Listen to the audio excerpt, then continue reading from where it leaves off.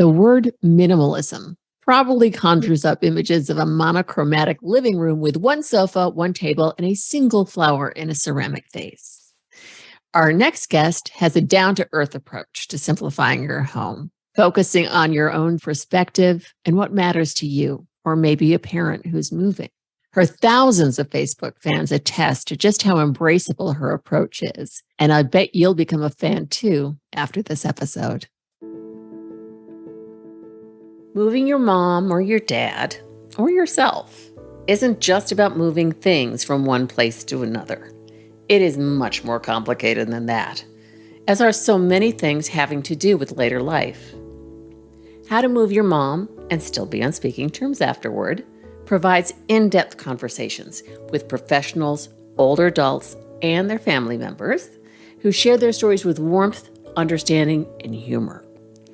I'm your host, Marty Stevens-Heebner, and here you'll find answers to many of your questions, as well as different perspectives that I hope will inform and inspire you. I'm so excited to have Zoe Kim here. She's a renowned author, and she has an extraordinary approach to minimalism and truly is an expert. So thank you so much for being with me today, Zoe. I really appreciate it. Thank you so much for having me. I'm very excited to be here. So let me tell you a little bit more about Zoe. With 180,000 plus followers on Facebook, Zoe Kim and her company Raising Simple extols the benefits of minimalism for families. And that's also the name of her best-selling book, Minimalism for Families, and it's terrific. Simplicity is good for us all, but for Zoe and her blended household of 4 kids and 3 stepkids, it's especially vital. Zoe doesn't just focus on the logistics of downsizing your space. She believes in developing a minimalist lifestyle through positive perspective changes, as well as all those practical solutions she discusses in her book. In addition to all those wonderful kids, Zoe's married to Matt Paxton of PBS's Legacy List with Matt Paxton, a previous guest on How to Move Your Mom. And together they make quite the insightful and hilarious pair. I can attest to this. They're very fun to be around. So I always start out by asking, what's your favorite memory of your grandparents? Oh, I love this. I actually lived with my grandparents during my high school years, and so I had quite a bit of time with them, and I really enjoyed cooking with them. My grandfather was first generation born Italian, and he would make homemade pasta and pies and a specialty Easter pie. And it's a Italian ricotta pie. So I now make that with my children and reminisce and think back to those memories with them. You're making me hungry. I may have to come over to your house on Easter. I'll fly in.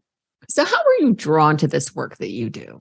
11 years ago, I only had 2 children, and my now ex-husband was in the military, and he was deploying all the time, and we had to make a move, not far actually, that was not covered by the military because we decided to move to a different house, and I had to move without him. So it was just me and my 2 kids moving, and I was packing up this stuff, boxes of things, and I'm like, what is all of this, and why do I have this many clothes? I don't even like clothes shopping. How did all of this get here? And in the same time span, I also wanted to begin wasting less in the kitchen. So I got on Google and I found Bea Johnson, who is basically the zero waste guru. She has 2 kids and a husband, and I saw photos of her home and how simplified it was. And although my home is not as simple as hers, I just saw her house and she has this amazing life. And I thought, that's freedom right there.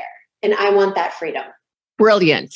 I hate to think of you having to move with 2 little kids. That's how it all began. I just began peeling away layer after layer, which I like to call maybe an onion. Sometimes as you get down to the more sentimental things, you might end up crying like you do when you cut the onion. That's a great comparison. It's true. Yes, that's wonderful. So what inspired your unique approach to minimalism? Have you ever done the Enneagram, the Myers-Briggs personality test? Oh, ages ago. Okay. So for all your listeners that might be into this, I am an ENFP, extroverted, intuitive, feeler, and I'm a P, which means I can't believe I was on time to your podcast because I'm usually late. I'm probably a P too. But I feel like with that, some of my talents are being compassionate and one of the more open-minded personality types. So I'm very non-judgmental and I want to meet you wherever you're at and help you get to the next step. Everybody is in a different place. Everybody has different struggles. That's why when they say, oh, where should I start? I feel like I want to ask questions because there's no one magic answer on where to start. Are there some guidelines and some helpful tips? Absolutely. But there's not one spot that's going to work for everybody. I feel like that is my gift, this compassionate, non-judgmental approach to help people simplify their life and make it better. It's interesting because sometimes with my company, with Clear Home Solutions, we have an organizing job and they've worked with a professional organizer before and stopped working with them because they were saying very alienating things like, why do you have all these? You've got to get rid of that. This is ugly. Let it go. And that's just not the way to approach it. That's very off-putting. And as soon as you start speaking like that, and I know this because I have 7 kids, the wall goes up and not listening to you. That's a really good point. You're not on my side. I need to protect myself from this situation. So my guard's up, and then they're going to be less open to the suggestions that you have to make. So this is a note to adult children who might be working with their parents. I know it's hard having been there, but really be patient, find out what matters to them and make it a positive experience. Don't start bossing your parents around because all you'll end up hearing is, hey, I'm the parent here, because that's what they're used to. So be respectful. Yeah. You've got me thinking. Another thing to do for those that are simplifying with their parents is, if it's possible, have them come over to your place first and tell them you need their help in simplifying because you want to make your space and your life better. And you would just love it if they would come along and just help you say yay and nay and make those decisions. And then they're going to be open to you helping them. That's amazing. What a great idea. Did you really just think of that? I do that with my kids, and with all respect and love, because I love elderly people. I had an amazing relationship with my grandparents. Sometimes they're like kids. Sometimes we're all like kids, let's face it. Right. But, as the situations turn and life goes on, sometimes we're stepping into our parents' life. And we have to remember, it's more like guiding them, not dictating, you can't keep this, because that's not going to work. Got to be respectful. They've lived through so much when you think about it. Becoming simplified definitely makes keeping yourself organized a lot easier because there's just not so much stuff to juggle. Absolutely. There is a quote on that, not my quote. I think it's the minimalist. The easiest way to organize is to get rid of most of it. On that note, I am not innately an organized person at all. And that's something that comes as a big surprise to a lot of people. I took a poll on my Instagram one time. Most of the people who follow me are organized. They love to organize. To me, it's torture. I'm probably an organizer's dream. Like I would be their dream client where I don't have too much stuff. I am not organized by nature. That's exactly why I need less. I wouldn't have thought that either. Actually, I was not innately organized. I had to learn how to be organized. And then how much time do you want to spend being organized and taking care of your stuff? And that was what was draining me. That's where the overwhelm came from. We're not made to care for so many things. Since we're talking about just the volume of things that can be in a person's home, I found it really interesting in your book. I love this. As you see, I bookmarked, I highlighted, I loved it. Minimalism for Families. I highly recommend it. It's beautifully written. In it, you quote a professional organizer named MJ Rosenthal, who said that the average American home contains 300,000 items. That's mind-boggling. Astonishing. I'm sure my staff would probably agree with that. Every single fork, every single little piece of jewelry, each lipstick, that's up. And to add on to that, those families, and I've been there, maybe I still have 300,000 because I have 7 kids. We're still in the mindset that we need more. And that's the crazy part. We have so many things. We can't find things. We lose things. We get decision fatigue. We're overwhelmed. One of the things that you espouse in your book that I also encourage with people who are going to do it on their own, as opposed to working with a professional, is create a time block. Do it for an hour, especially if you're just starting out. Don't say, I'm going to do it all Saturday afternoon. You will never want to do it again if you do that. Yes. You mentioned some different kinds of ways of going about it. And you say the LUK method, which is love it, use it, know it. The LUK method, love it, use it, know it. Mm-hmm. And I frequently do friends, acquaintances, and strangers. Different methods work with different people. And I can remember specifically one client she thought she was a hoarder. She really wasn't. There was one room that had a lot of stuff. But that really worked with her because her emotional ties to people. And then sometimes we also just do keep, donate, trash. Whatever works for you in terms of your mindset, that's how you want to categorize things. And also you talk about making it fun, like playing music. Yes, that can be a game changer for real. Get some iced tea or your favorite drink, put some music on, give yourself 20 minutes, clean out a drawer. But my blanket advice to everybody on where to start is somewhere where they can start and complete the task in that one period of time that feels motivating and not emotionally heavy. If you're motivated to do it and you can complete it in the amount of time you have, if you have 30 minutes, then do that, because I want you to have the win. I don't want you to start doing something and feel overwhelmed and not complete it, because then it's not finished and that's not a win. That's just another thing that you didn't get to. I'm speaking from experience here. And I totally agree with you. I've been there too. Yes. I am a royal procrastinator. I will put it off. And that's why I cannot have too much stuff. I cannot do it. I totally agree with you, because I, at a point last year, had 3 conferences in 3.5 weeks. So I was essentially gone for a month. And I came home and I said, I have too much stuff. So I decided then and there that each day I would find at least one thing to let go of. Yeah. And that's been great. It's really made me feel good every single day. So that's my goal, to get rid of one of my 300,000 items or whatever I've got. There you go. And not bring any more in, because then it doesn't count, Marty. So true. Yeah. And then one of the things you talked about in the book is once you've simplified your life to the point where it's simplified for you, you can, especially with your kids, teach them if you're bringing something new in, you've got to let something go. I think you've done that with your children, right? I have. Otherwise, we would be drowning in all kinds of stuff. And I have a couple natural pack rats. They're rebelling. Each one of our 7 kids has their own cubby. And it's very interesting to open up each cubby and see what it looks like. It's almost like, okay, this is what your house might look like. We better get this under control. We better implement these guidelines a little more often. It's good to have company too. And actually, one of the things that you inspired me to think of was that, especially with our older clients that we work with, I'm going to talk to my staff about when they're working with them, see if they want to listen to some music, play something that really gets them moving. Could be swing music. Discover swing music. It's great music, or something from the 50s or what have you, but something that they really like, that puts a smile on their face and makes them want to move and do things. Yes, I recommended that in my book because I had a photographer come out to my house to do family photos, and she played music while she was photographing. And I thought, this is brilliant. It puts you at ease. It changes your energy level, all that great stuff. Talking about your kids, one of the things that I think is so helpful is the concept that you have of the capsule wardrobe. A capsule wardrobe is a collection of clothing, narrowing your wardrobe down to your 30 best items. I created a capsule wardrobe for my children, and they have about 10 outfits, all interchangeable. The shirt can go with any of the pants and vice versa. And if that's what they have in their closet, that's what they put on. And there's not all this other stuff to sort through. Out of season clothing is packed away. So it's just your capsule wardrobe for that season.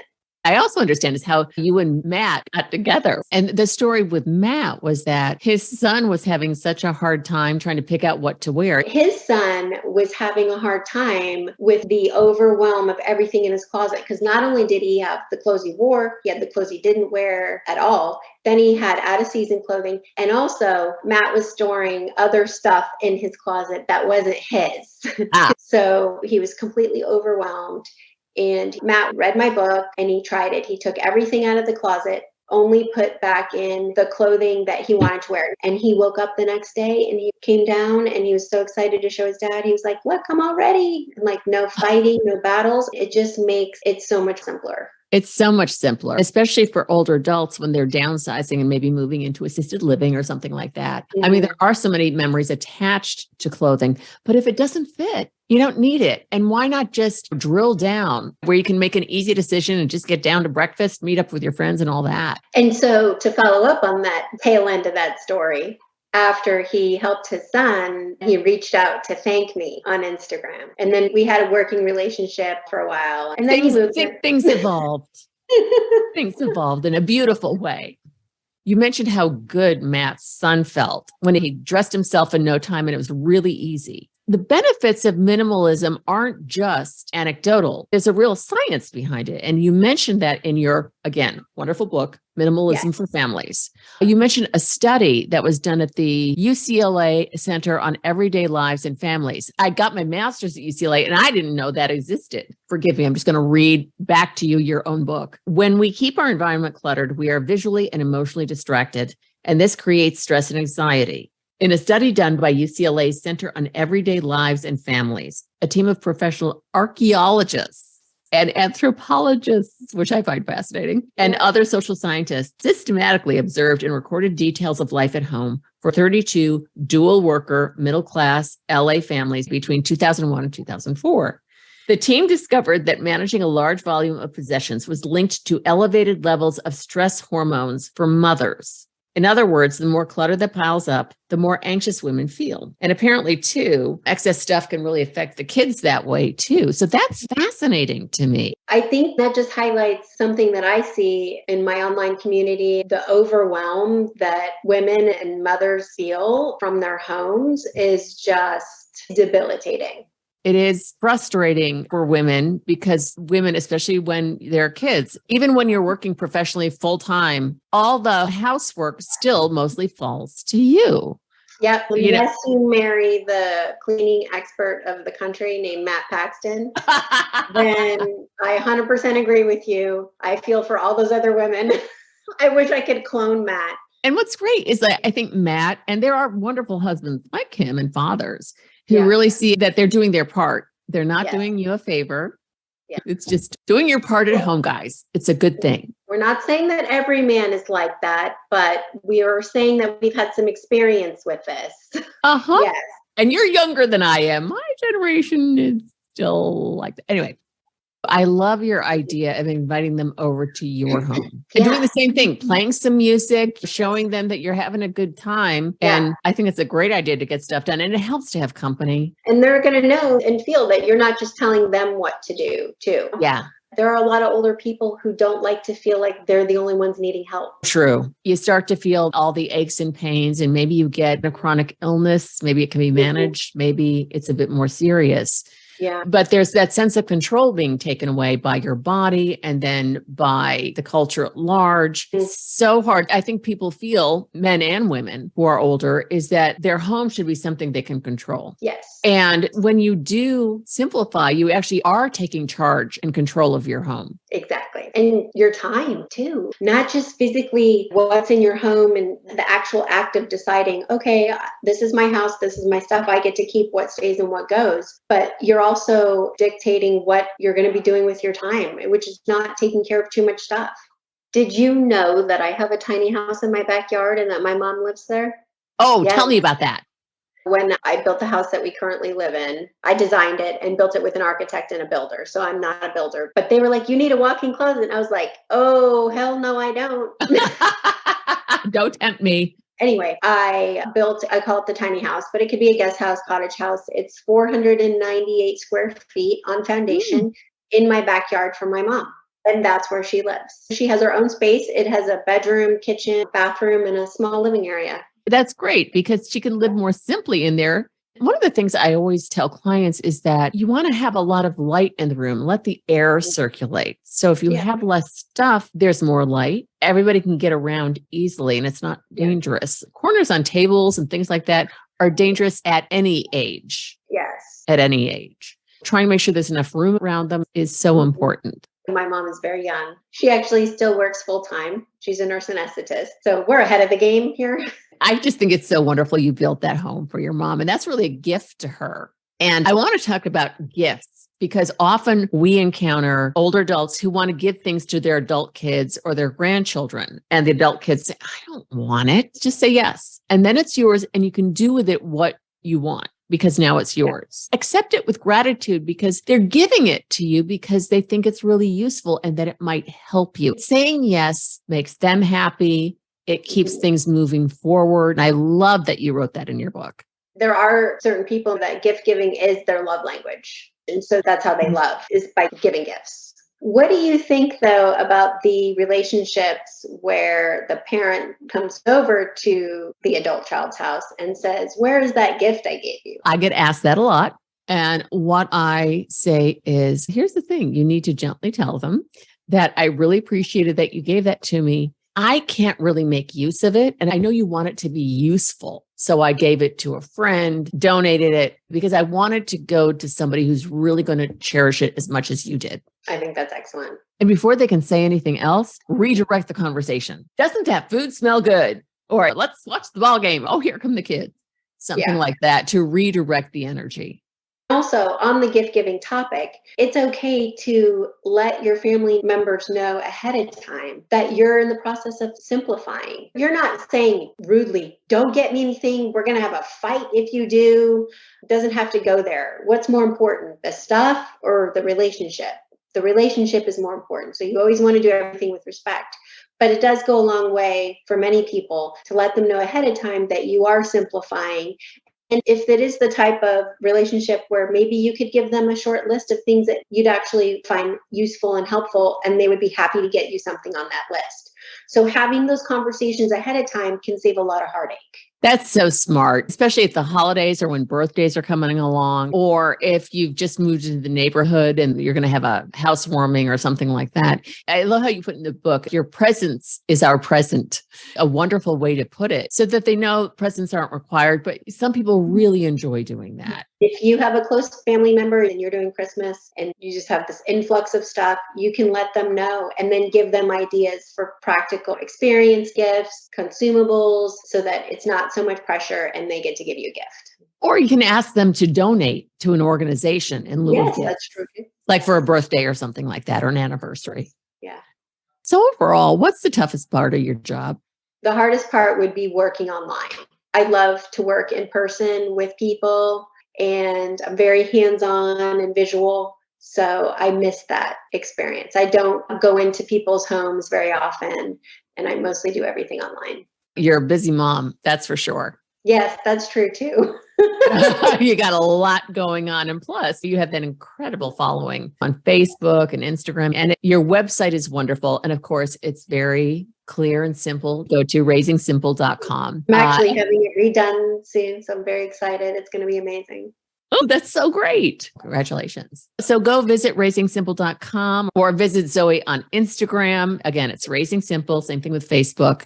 And above all, read her book, Minimalism for Families, because I've been doing this for 10 years and I got so many great ideas out of it. So I really encourage people to read that. It's wonderful. Thank you so much for being here with me today, Zoe. I really appreciate it. Thank you so much for having me. Thank you so much for listening to How to Move Your Mom and Still Be on Speaking Terms Afterward. Please visit howtomoveyourmom.com for more information about this episode and for additional podcast episodes featuring other extraordinary guests and conversations. Until next time, this is your very grateful host, Marty Stevens-Heebner.